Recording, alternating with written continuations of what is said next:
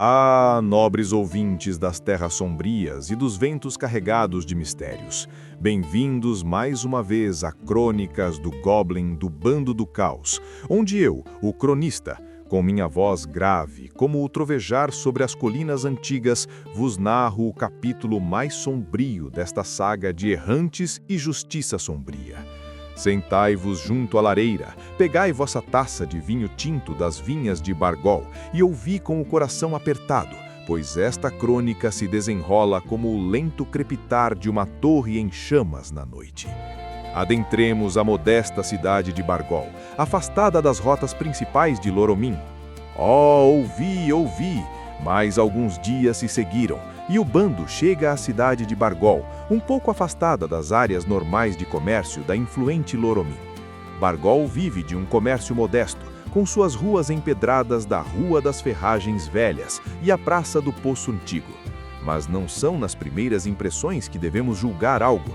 Como todo lugarejo afastado das leis vivas de um reino, em Bargol existem muitos esqueletos escondidos nos armários daqueles locais. Ao entardecer, todo o povo sumia das ruas, mesmo hospitaleiros que eram, tudo era fechado. E o mais atípico que o bando notou foi que as tavernas, a taverna do Uivo Silencioso, na Alameda das Sombras Quietadas, também o eram. Então, ainda possuindo um bom tanto de reserva financeira, eles tiveram a sorte de alugar uma casa nos arredores da área central, na trilha das Casas Esquecidas, com estrebaria e um pequeno depósito reforçado nos fundos da propriedade. Notaram que o calor do comércio era fraco e que os itens de quinquilharias pouco sairiam naquele local. Mas quem não fica doente hoje em dia? Então as poções de Zana fizeram seu maior sucesso, a ponto de usarem a propriedade como um pequeno consultório para a agora intitulada Doutora Zana, que fazia curativos, emplastos e receituários com poções de cura. E, novamente, o bando se enturma muito bem no local, tendo até um goblin como atendente e secretário do consultório.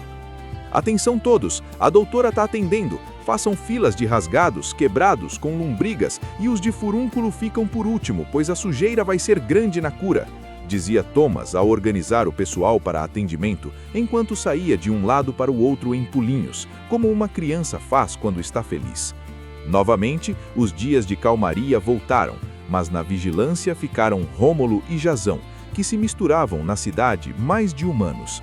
Para não chamarem a atenção, distribuíam folhetos do consultório, enquanto Gorpo os produzia na carroça com sua duplicadora. Foi nessas passagens pela Rua das Ervas que ficaram sabendo de coisas interessantes. O lugarejo não tinha nada de interessante a se contar há uns meses atrás, até que nas terras de caça de Lacotu, as vastas florestas de caça de Lacotu, além da colina de Bargol, apareceu do nada uma grande torre. Esse nada poderia ser um lapso maior de tempo, porque as áreas de caça só eram usadas nos momentos de fome do reino, e ninguém saía muito por lá pela trilha das presas esquecidas.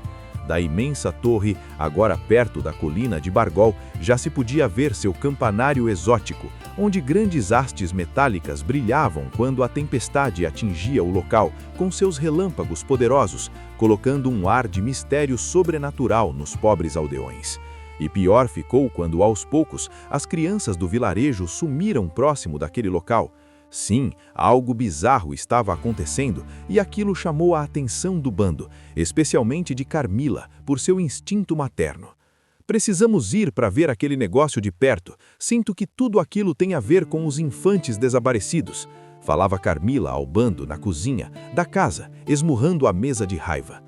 Concordo com isso, e ainda mais, mas deixa eu terminar minha história que ainda vamos ter um lucro nisso tudo, disse Rômulo, complementando o que mais ouviu no vilarejo de Bargol.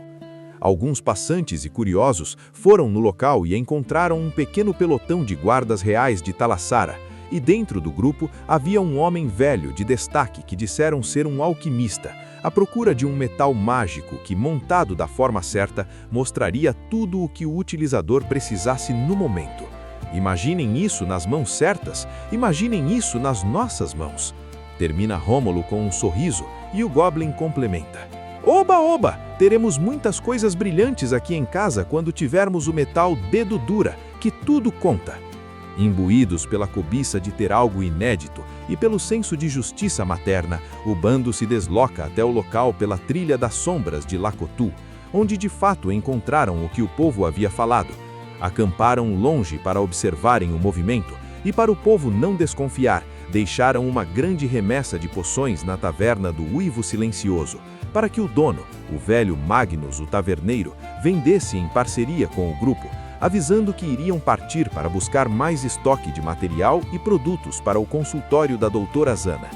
Durante a investigação, descobriram que de vez em quando chovia e dava o relampejar nas hastes da torre, uma carroça chegava com uma criança prisioneira e essa não saía mais da torre, o que enfureceu mais ainda Carmila e irou Zana.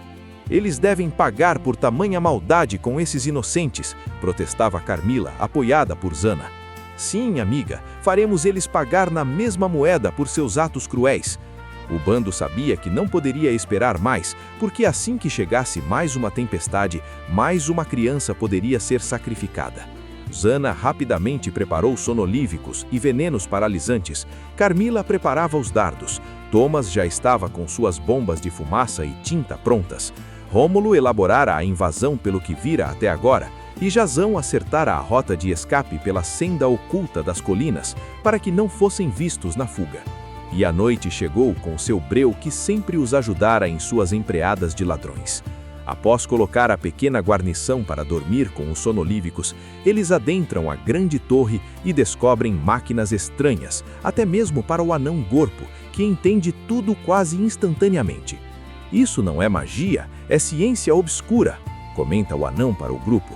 "Ouvi falar em tempos idos de que homens e anões um dia tentaram trazer vida da morte a fins de vender tal conhecimento por montanhas de ouro aos reis do antigo mundo, mas o que conseguiram foram apenas mortos-vivos sem consciência, sem vontade, que depois de um tempo apodreciam em pé, pois a carne estava morta. O pior de tudo era que as cobaias tinham de serem mortas no ato do experimento para durarem mais. Gorpo presumiu o resto com o que viu. Com certeza, o alquimista do rei já possuía o metal da intenção e, com ele, achou o melhor local para fazer a torre para tentar reviver os mortos. E pegou as crianças no início no vilarejo, e depois, com certeza, o rei começou a mandar remessas delas para o experimento, pelo simples fato de ser mais fácil de lidar com elas, se dessem problema. Com a história completa e o sangue de seus antigos senhores dragões nas veias das Colobotes, elas explodiram em fúria e partiram para cima do alquimista, o louco mestre Eudricus Voss, o alquimista real, que ainda assim se achava com a razão que todo egocêntrico se acha. "Vocês não entendem os sacrifícios que temos de fazer para o bem maior. Imaginem um mundo com nobres reis eternos, tanto quanto nosso deus Auriel. Teríamos um novo alvorecer nesse mundo tão sombrio. Se preciso for morrer alguns infantes, por que não? Eles nunca serão reis, e muitos nem chegariam à velhice, e no final lhes fiz um favor os libertando de um futuro sombrio." Carmila nem esperou o maluco terminar suas sandices e disparou seu dardo paralisante no alquimista, que caiu duro que nem pedra de imediato. Zana encontrou o mais bizarro nos porões da torre: um amontoado de crianças mortas-vivas em pé, uma ao lado da outra, com apetrechos de batalha pregados ou costurados nos corpos. Sim, a intenção do rei Teodósios, além da imortalidade, era descobrir o soldado perfeito, que não morreria facilmente em batalha porque já estava morto. E nessas horas tão sombrias, nos perguntamos quem é o mais cruel: quem fez ou quem mandou fazer? Pensando assim, a conta se mostra que ainda não será paga hoje tão cedo. Devemos destruir todo o local, para que o rei não mande outro alquimista que continue o trabalho deste, e para que esse horror tenha um fim, disse Gorpo ao bando. Eles inundaram o local com solventes e óleos dos estoques do alquimista, e após encontraram algumas anotações e o próprio metal da intenção, atearam fogo em tudo, simulando um acidente dos experimentos do alquimista, pondo todo o seu trabalho macabro em cinzas e poeira. E ali foram para a cidade de Montanha Vistosa, pela estrada das colinas verdes, até que tudo se acalmasse e o povo de lá confirmasse em Bargol suas compras de produtos para o consultório. Isso também daria um tempo para a cabeça e pensamentos do bando serem ordenados, pois as emoções foram muitas nessa empreitada. Mas o que pareceria um fim pode ser apenas o começo de algo maior, e um marco na lenda de um bando errante que não se sabe se são do bem, meros vilões ou justiceiros colocando na sua razão a sua própria justiça. Os caminhos se enevoam mais uma vez e o clima tenso se quebra quando um goblin faz um pedido infantil. Se tiver mercado na cidade, eu quero ir lá e comprar muitas coisas brilhantes para mim e para vender depois, e Carmila me levará para as compras. Zana, se você falar com ela, ela me leva. Fala, Zana, fala, Zana, fala! Por um momento, todos riram daquela situação, e o goblin se emburrou a viagem inteira. Mas, como sempre, Zana no final convence Carmila, que lhe enche de presentes do mercado das joias reluzentes de Montanha Vistosa. Ah, nobres ouvintes, quando a ciência obscura cruza com a ambição real, até os inocentes pagam o preço. Até a próxima crônica. Que Selene vos guarde das torres sombrias e dos relâmpagos que revelam horrores, sob o brilho claro de uma lua alta. Boa noite, viajantes. Cuidado com os que se aproximam de ti com altos propósitos e altruísmo. Nem sempre as verdades estão à vista, e os olhos dos maus sempre brilharão mais alto que os olhos do bem.